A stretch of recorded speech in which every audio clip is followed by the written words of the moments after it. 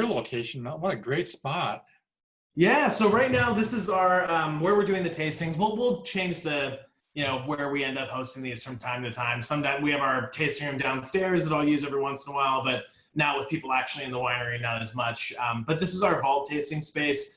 Here at Knights Bridge, at our tasting room in Calistoga, we have a more private space. We're in an old bank building, actually. It was a bank from the 1920s that we went ahead and jumped into a few years back and kind of revitalized the entire thing. And this is the original vault space that was there in the original bank from the 20s. Right now, Knights Bridge Winery, we came around in 2006. Our vineyard is located, about 15 minutes north of the town of Calistoga in an AVA in Sonoma County called Knights Valley. It sits literally right on the border of where Napa County meets Sonoma County. We're, just a stone's throw past the county line.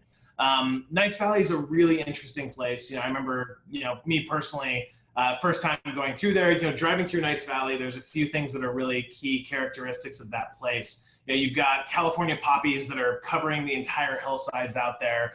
These beautiful rolling hills. It's a very diverse agricultural area because it's not just grapes, but you've got olive groves. You have people that are still doing apples out there. There's even like farmland. You've got people that have pigs and sheep and all kinds of other fun stuff. Our founder, Jim Bailey, he's the gentleman that's on the right hand of the screen there with his wife, Kelley. Jim grew up in Michigan, actually. His mom and dad met, back at this little tiny, town in Tennessee called Collinwood, Tennessee. Nobody's ever heard of it because it's super, super tiny. They were high school sweethearts and fell in love. And Jim's dad actually ended up going away to World War II. He stormed the beaches in Normandy. Had come back to kind of reunite with his son and his young wife, and spent time working in this tire factory until he could save up just enough money to buy this little piece of property up in Michigan. Jim ended up growing up on a sod farm out there, actually, and didn't obviously come from a whole lot of wealth. His mom was a school teacher at this one-room schoolhouse called Fairview Elementary.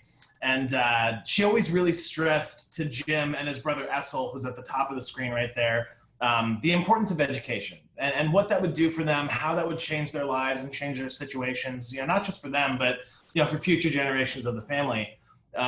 Jim took it really seriously. He was actually a star athlete in high school. He was a basketball player. Jim's actually really tall. You can tell a little bit from the picture there. He's about 6'7". He was a forward at Harvard. So he got a scholarship to go to Harvard University. His basketball career actually ended with him playing a game of pickup with Al Gore, and he tore his ACL. And back in the late '60s, that was a kind of end of your career injury. But after a little bit of time and kind of realizing that education was important and he needed to stay in school, he couldn't afford to go there without academic scholarships. So Jim had worked really hard, got his grades to where they needed to be. He actually got both his MBA and his law degree from Harvard by the time he graduated there. Started a company with a good friend of his, who was old, a college roommate. They started this company called Cambridge and Associates, which, at the time it was just Jim and his buddy, trying to help with these medical endowments. But now they've become one of the biggest companies that handle, one of the biggest, equity companies that's around. They handle predominantly endowments and educational funds for different, hospitals and other kind of medical, research kind of, government funded things. So, but Jim also, when he was in college, met his buddy right there, Tom, who's on the left-hand side of the screen. Tom and Jim, Tom was kind of the one that got Jim into wine. He came from a family that they had a little bit more of a wine drinking background. He would introduce him to, a lot of French wines, a lot of Bordeaux's and Burgundies. And finally, though, Jim had the wine that, turned the light bulb on. It kind of changed his life. It was a bottle of Peter Michael Cabernet. And, after tasting it, Jim was like, oh my gosh, I have this huge passion for wine now. I want to get more interested in it. He invested a ton of time into learning about wine and kind of, feeding that desire and that kind of passion that was there. And so when Jim got to the point where he thought, maybe I could open a winery, he wanted to find a place that was closest to his favorite winery around, which was Peter Michael. So our vineyard in Knights Valley actually sits kind of overlooking Peter Michael's vineyards. We have a beautiful kind of site for them. There's not a whole lot of people that produce grapes in Knights Valley. You have us, you've got Peter Michael, Verité's out there who produces, $300 plus Cabernets. It's, there's not a lot of folks there, but the people that make grapes do make really incredible wines. And so here's a map where you can see The Sonoma County AVA as well as Napa County. There's a bit of a delay here, but you'll see on the screen where Napa County is. My mouse is hovering over top of that little sliver right there. Napa County is small. It's about 30 miles long, about 3 miles wide at the widest point. But we're sitting in Knights Valley, which is the appellation just to the north of Calistoga. And our property is basically right on that line of where Napa County meets Sonoma County. So our goal with our wines is to bridge the gap between Napa and Sonoma and Knights Valley to produce the wines that we want to make. But yeah, Knights Valley, it's one of the original, 5 original Sonoma County AVAs. You have this beautiful view of Mount St. Helena, so a lot of volcanic soil that's there. Perfect for wine growing regions. You have those really nice warm days, those cool nights. But one thing that's really special about Knights Valley, it's one of the few places in the world where you can produce incredibly high-end Cabernet, incredibly high-end Chardonnay, and incredibly high-end Sauvignon Blanc all in the same spot. Chardonnay is a much thinner skinned grape, so usually it needs a lot more cool weather to allow it to grow into nice conditions. But with the way our vineyard sits, we have one piece of it that sits on flat land, the other piece of the vineyard that sits on a slope that goes to about 900 feet. So on those flat portions of the land, we can grow our white wines. They develop nice acidity and beautiful freshness. However, once we get on those slopes and those volcanic rock that sits there, you can do more red wines that'll give you more of a voluptuous, structured, robust kind of feel to them. So we sit in a pretty unique, special place. Here's a picture of what our vineyard looks like and our plantings and how they go. Like I said, Cabernet, Chardonnay, Sauvignon Blanc, that's mostly what we do. However, we've got a couple other things planted. We have a little bit of Merlot that's planted near the gates of our property. We have some Cabernet Franc that we produce. We have an absolutely stunning block of Petit Verdot that sits right at the top of our property. We do a single varietal Petit Verdot, actually. It's a great bottle of wine. But we grow a little bit of Semillon that we use. And then, of course, like I said, with a little bit of Merlot. Everything we do on our property, we have a 100-acre property, and it sits on about, we have a 100-acre property, about 50 acres of it are planted to grapes. The rest of it just remains forest. We have a little olive grove that's sitting there, and then Jim has a house that's on the property as well. But with our style of wines, we have enough grapes to make way more wine than we do. We could probably make 10 to 12,000 cases of wine. We only produce about 2,000 cases, maybe 3,000 cases every year. And the goal for us, and the reason why we do that, is that we want to produce. We want to make just the best quality of wine that we can. A lot of folks, they'll take everything and they'll just start to throw it into, blends or different kind of wines that they're doing so that they can just kind of use more of the grapes that they have. But our focus really is taking our property, just taking the top end of what we have, just taking that, top 20% and trying to produce the best possible wines to fit the styles that we want. So for the KB Estate wines, the style that we're looking for is just a really good introduction to our portfolio. So with the Sauvignon Blanc, as you're swirling it, get it in the glass, start smelling it, really dive in.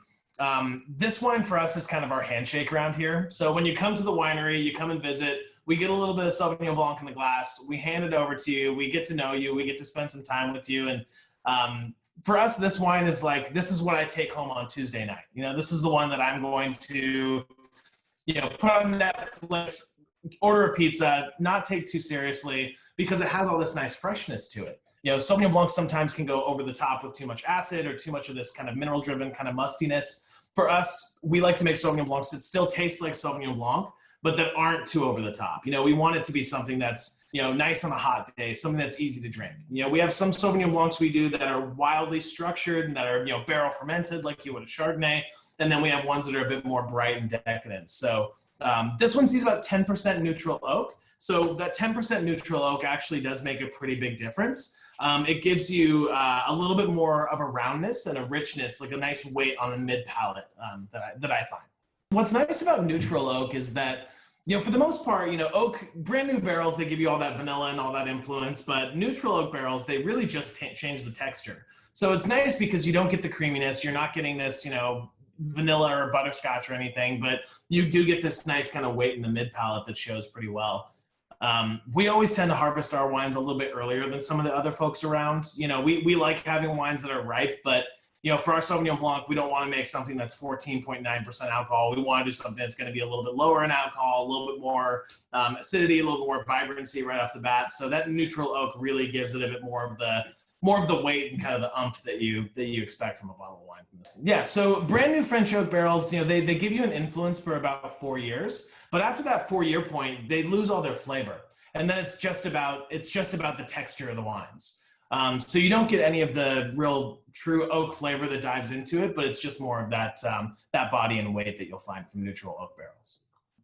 Our KB Estate line is relatively new. 2018 is the first vintage for the white wines, and 2016 is the first vintage for the reds.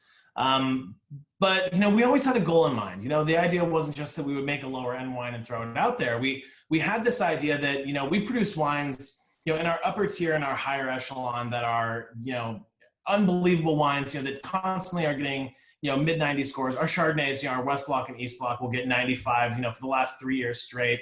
Our Cabernets just got a 94-point score from the Advocate. So we've been really lucky that the styles that we've been shooting for, we've been able to accomplish in a nice way. So these ones, Enthusiasts gave this 90 points. I know for some of the other wines that we have in our KB Estate line, we enter our wines into the American Fine Wine Competition every year, and the 2016 KB Estate Cabernet ended up getting 96 points at the American Fine Wine Competition. So as much as we're not shooting for scores, we're definitely we're happy about them, and they're definitely a nice little compliment for us. This wine, we only make about 500 cases of it, so it's not this huge wild production, but like I said, this is the handshake. We want you to get here. We want you to get introduced to what we do, have a general sense of stylistically what matters to us. Because with these wines, you've got one shot to give somebody a really nice chance just to be able to test the waters and see what they think and see if it's their style. And I think this wine is a really good representation of kind of where our style begins to take off. Definitely stone fruit. For me, I think it's not wildly focused on citrus. When I'm tasting the KB Estate Sauvignon Blanc, the first things that come to my mind are stone fruits that are stone fruits and white flowers. So for me, I get this nice kind of apricot thing that happens there. There's this nice yellow nectarine as well, which just brings a little bit of brightness. You get more of that fleshy kind of fruit-focused brightness and not so much acidity brightness that's there. But it does have this nice kind of soft lemon curd that finishes towards the end. That's not overly tart, but definitely has some fruit that draws to the front of the palate. But on the nose, I get this nice kind of white flower thing where it has this, very pretty, elegant kind of perfume to it. Sauvignon Blanc, we do them in a lot of different styles. We also do the same thing with Chardonnay. We have our, West Block Chardonnay, which is the epitome of, oak and extraction, and it's definitely really big and robust. We have our East Block Chardonnay, which is the Chardonnay that sits right next to it, and that's much more restrained, much more delicate, much more of a kind of crafted style of Chardonnay. Then we have our Pont de Chevalier, which is kind of a nice middle ground for a lot of people. We only do 50% malolactic, so it's not over the top and buttery. But this Chardonnay here is the one that I find myself leaning towards more than anything else. And unoaked Chardonnay is great. Sometimes Chardonnays get a bad rap because they're really buttery or they're too creamy. For us, we do this one where it's in stainless steel its entire life. It doesn't see any oak. It's not seeing any influence from that. But when we first found our property, and this page right here, you'll see the picture at the top of it. When we first found our property, most of the vineyard needed to be planted. It was used for a lot of kind of commercial grapes, and we wanted to do some more kind of modern trellising and trimming styles. But we found this one part of our property where there was some Chardonnay growing that was kind of just starting to come up the hill. And you'll see the vines at the top of the screen right there. They're gnarly kind of head train vines. It's a pruning style that's called gobelet. And gobelet basically just means goblet in French. So you'll notice the vines kind of sit more like this in a cup. It's not typical for Chardonnay vines nowadays because you don't get the same kind of production about it. You're not going to get the same volume of grapes. But the benefit to it is that you get this really nice canopy that covers the grapes in a nice way. You get a lot of the energy from the vines that get directed directly in towards the grapes instead of going just into the canopy to let the leaves grow. So as much as, financially it's not the most lucrative way to grow Chardonnay, we wanted to keep that block there because it had a really unique characteristic to it. It really showcased the varietal in a very nice way. And it's one of the pieces of our vineyard that we use for our unoaked Chardonnay, just because it has a very nice softness on its own without having to be overly influenced by oak or by anything else that we use. But this right here, these are the specs on the Chardonnay. Like I said, the American Fine Wine Competition, we sent a lot of these wines into them this year. They really enjoyed this one, ended up getting 90 points. With the unoaked Chardonnay, feel free, get it in your glass, start swirling it around. I think it's an interesting wine though, because a lot of times oak Chardonnays, you get that butteriness, you get too much oak and creaminess. But on this one, for me, there's a richness in the mid palate where you get this nice weight that reminds you of what Chardonnay should be. But there's a lot of nice acidity that finishes really, really bright. You get this green apple component. And I think the green apple kind of adds a nice kind of the top note and a top layer. But it shows these really characteristic components of Chardonnay where, for me, it's a lot of Bosc pear. You get a lot of this kind of, very ripe apricot that's there. And I definitely still get some, the stone fruits for me that I'll pick up from this wine are going to be typically more white stone fruits. So, the Sauvignon Blanc, I got more of this yellow nectarine. Now I'm getting more of like a white peach kind of thing, where it has that more kind of sweeter, brighter tone. Yeah, I'm definitely getting the peach. Yeah. This is very nice. This is really lovely. And you only did 131 cases of this. Yeah, I mean, it's about 3 barrels. Yeah, like I said, we don't make a whole lot of wine. We're pretty small on pretty much everything we do. Yeah, it's funny. We've been doing a lot of these pairings and kind of, getting a general sense of what works with this. I think initially when I first tasted the wine, I'm like, oh my gosh, give me seared scallops. Give me seafood. But it's quarantine. Nobody's got seared scallops, right? So, but for us, I one of the things that I love is I like going with really simple pasta dishes for this. My daughter loves when we do grown-up mac and cheese. We a little bit of truffle oil. We just do mac and cheese with a nice kind of few different cheese layers on top that work really well. So that goes really good. Doing like a mixed green salad is actually a really tough thing to pair with because the greenness can be too much. And I think this has a richness that cuts through some of, like, if you have like a nice vinaigrette on a salad. So I think doing a beet salad that has like a little bit of shallot in there, I think is really nice. But yeah, you can even, if you want to go with something a little bit heavier, you can even do a burger. I think, don't go with anything that's going to be overly rich or overly decadent, but you can do really nice soft things. We actually just did some Korean lettuce cups the other night that I think would pair really well with this too. Yeah. So when is harvest for the Chardonnay? Yeah, it changes a little bit every year, but we always usually harvest right around the first or second week of September. So with Knights Valley being in Sonoma County, we don't get as much heat as you would from Calistoga. It's a little bit cooler weather, so we can afford to let things hang on the vine a little bit without worrying too much about ripeness. So in Knights Valley, people usually harvest around mid-September. We'll harvest about a week before that. So these ones were harvested on September 10th. But usually we're anywhere between the last week of August to the first or second week of September. And it's nice, it's an interesting time of year because it's kind of just all boots on deck kind of thing. It's you have to always be ready because you'll never know when the call kind of comes. But usually for in the harvest that I've done, it's right around midnight that you have to go out and you start picking the grapes. And doing night harvest around this way is a really good way to go about it, because with night harvest you're getting the colder weather at nighttime allows the grapes to stay whole. So when you pick them and you put them in the bins, they don't just crush and lose all the juice; they retain all that juice. So we do everything as a night harvest on our property. So about how long does harvest last once you start? Does it take it's like 3 weeks to get everything harvested? Is it a short period of time, or how long does that? Yeah, I mean, you can, so for one specific block, like you can harvest that in one night in 4 or 5 hours if you got enough guys out there. But the fullness of harvest, it always changes. So like our Chardonnay is going to get harvested right before our Sauvignon Blanc does. And then after that, we're going to harvest the Merlot, and then we'll harvest the Petit Verdot, and then the Cab Franc, and usually the Cabernet ends up being last. So that whole time period, it's about 3 weeks to a month window is what you're looking at. Right now, we've been doing a lot of food and wine pairings at Soul Bar, which is, it's an auberge resort that's here in Calistoga. They do a really phenomenal job, but we'll pair, we do a 4-course meal that's paired with 5 different wines we'll do there, and it's a really, really good time. Yeah, but awesome. Let's check out. Yeah, let's get to this red blend. This is the wine I get really excited about. So, with summertime coming around, we're doing a ton of grilling right now. We do a lot of burgers. We're tossing different chicken and salmon and a bunch of fun stuff on the grill. But our red blend, it had a really specific design to it. Most of the times when you taste red blends, you kind of just take everything but the kitchen sink, you throw it in there, and you put it out. And a lot of times when you'll taste red blends, they have this kind of artificial feel to them, because a lot of people will use oak chips on them. They'll use like grape. It's this liquid grape kind of concentrate stuff that people will use to add color. But for us, we didn't want any of that. We didn't want to hide behind, things that weren't just the grapes. So we actually took a really unique approach to this wine.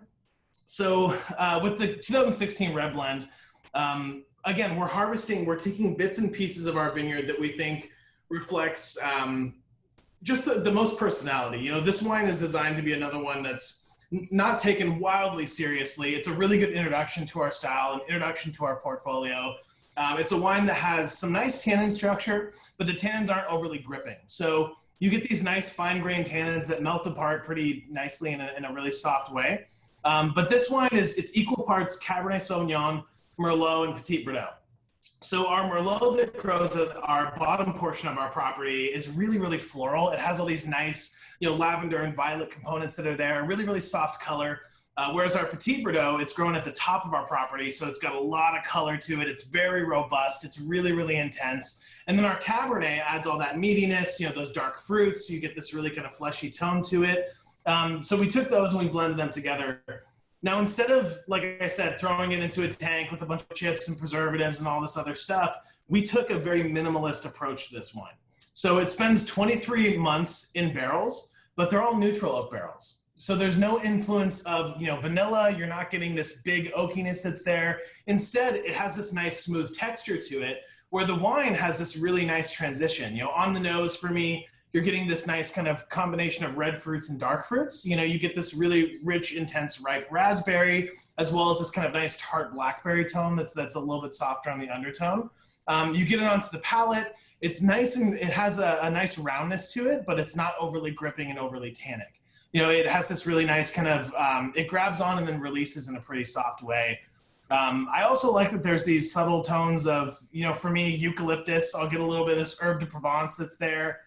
Which is really classic for what you would find from Knights Valley. So it's a wine that we really, really like, that we actually took a lot of care into making it. Most of the time, $50 red blends, you don't see people keeping those in barrels for 2 years. So it's something that we actually stand behind as a wine that is, not just easy to drink, but something that really does fill a style and a purpose and a place in wine. When you only make 3 barrels of something, those 3 barrels mean a lot. They count a lot towards what you do with the wine.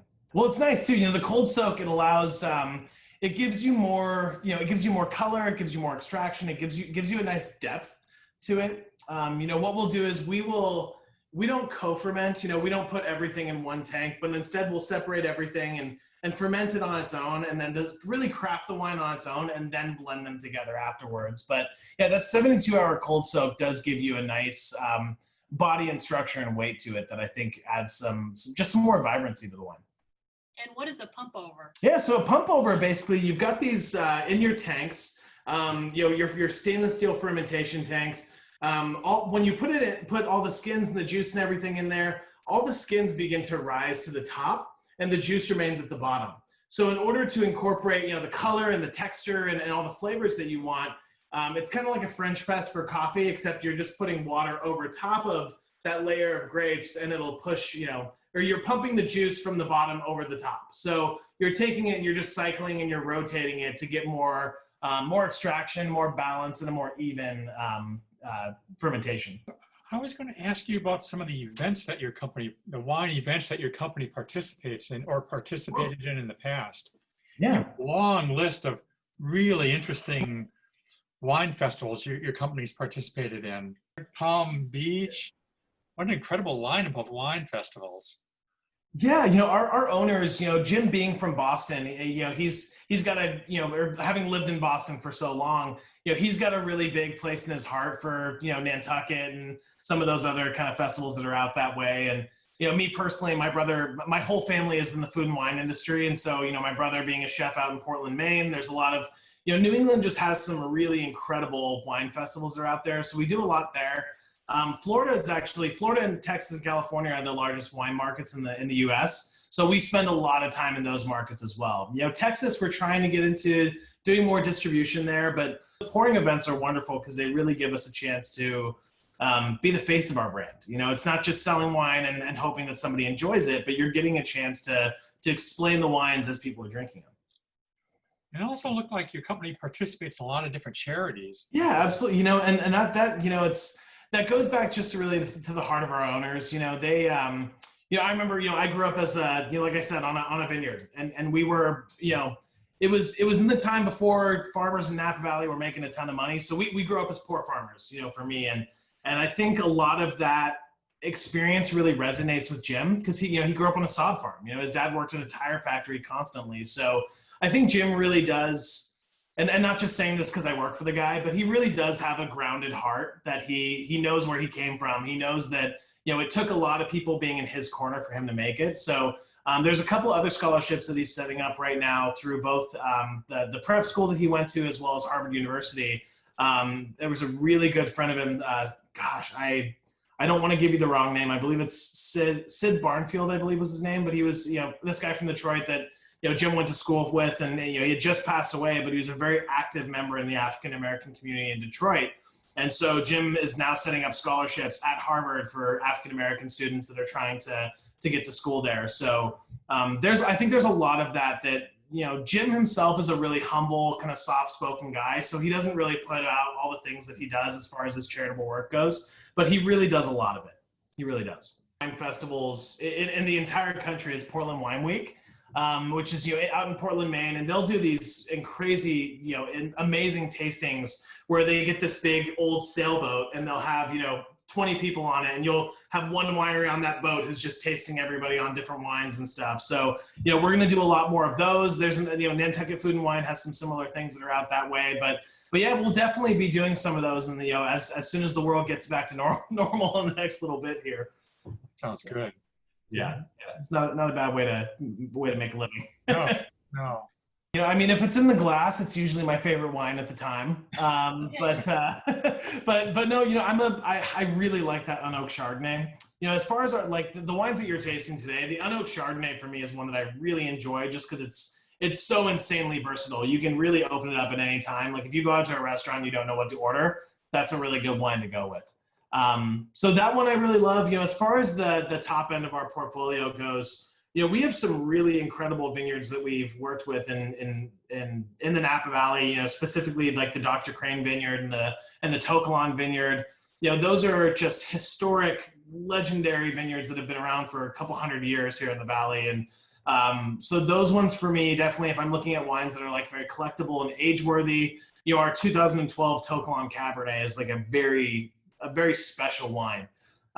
So that one for me is a really big one, but I'm also the kind of guy where I get that you can't be drinking wines like that every night. So we also have a Petit Verdot that's really, really great. That's, you know, it's one of the most surprising wines that I've tasted, you know, not just from us, but around the Valley. You know, not a lot of people do Petit Verdot on its own because it's so dark and it's so inky, but we harvest ours really, really early. We're harvesting it, you know, in the first couple days of September usually. So it retains all this softness to it. It retains these floral components. It has a nice kind of mineral-driven, sandy quality to it that I think is really interesting.